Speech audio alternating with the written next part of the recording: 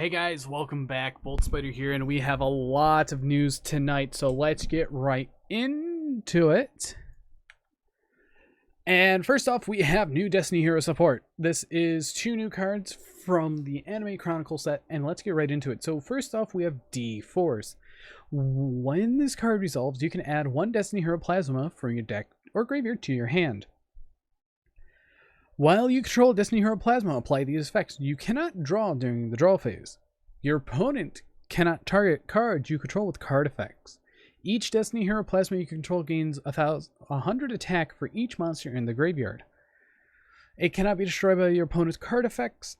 Also, it can make a second attack during each battle phase. Now, first glance, this card is alright, but it does search out a floodgate that makes it a towers. So that's definitely interesting. And then we have Dr. D. It is a normal spell card. Banish 1 Destiny Hero monster from your graveyard, add to your hand, or special summon 1 Destiny Hero monster from your graveyard. You can banish this card from your graveyard, target 2 Destiny Hero monsters you control. The attack of one of the monsters become the attack of the other monster. So overall, these 2 cards are they're okay. But let's continue and go on to the new fake number 4. So first off, we have Silent Sea Nettle. It is level 4 water aqua effect monster with 800 attack, 1300 defense. You can only use the first and second effect of this card's name once per turn each.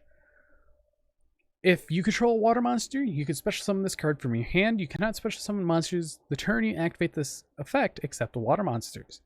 You can banish this card from your graveyard. Target up to 3 water monsters in your graveyard. Shuffle them into the deck. So this is a card that puts resources back into the deck on top of other things that it is an extender for waters decks, which is fine, and it's a level 4. Then we have number 4, Deathly Poisonous Jellyfish Stealth Kraken, which is a rank 4 with 1900 at 1500. It has 2 level 4 materials for the summoning requirement, but they also have to be water. All face-up monsters on the field become water. Once per turn during the main phase, you can destroy 1 water monster your opponent controls. And if you do, inflict damage to your opponent's equal to half the attack of it had on the field. If this XYZ summon card is destroyed, special summon Kraken spawns from your extra deck up to the number of materials this card had. Then you can attach up to 1 water monster from your graveyard to each of them as a material. And the card that it summons is this card right here, being Kraken Spawn. It is rank 4 water. It requires 2 level 4 waters. Same attack and defense. And it does once per turn during the main phase, destroy 1 water monster your opponent controls.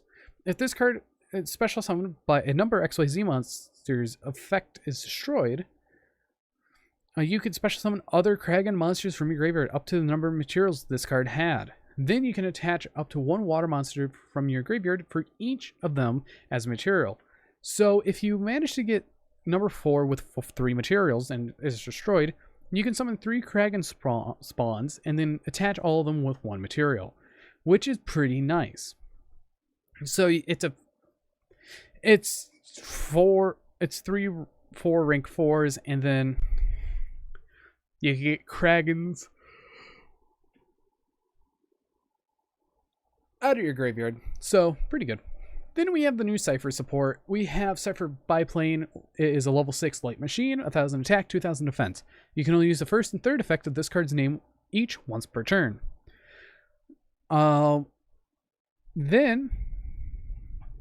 one moment. Where? Then it does, if a Cypher monster is normal or special summoned to your field, you can special summon this card from your hand. Once per turn, target 2 Cypher monsters you control that have a level. Their levels become 8 until the end of this turn. If this card is destroyed by battle or card effect and sent to the graveyard, you can banish this card from your graveyard, add 1 Cypher monster from your deck to your hand. So this is actually very good because it's a generic Cypher summon and it makes a free rank 8. Most likely you're going to summon out Galaxy Eye Cypher Dragon, and I'm happy that Dark Matter Dragon's still not legal because this makes it super easy to summon. Then we have Cypher Interference. You can only use the first effect of this card's name once per turn. During damage calculation, if your Cypher monster battles and there's another monster with the same name on your field, You could double your battling Cypher monster's current attack until the end of the battle phase. So it's a pretty niche card. Then we have Double Exposure. It's a continuous spell, and you can only use the first and second effect of this card's name each once per turn. You could target 2 level 6 or lower monsters on the field with the same name, double their level.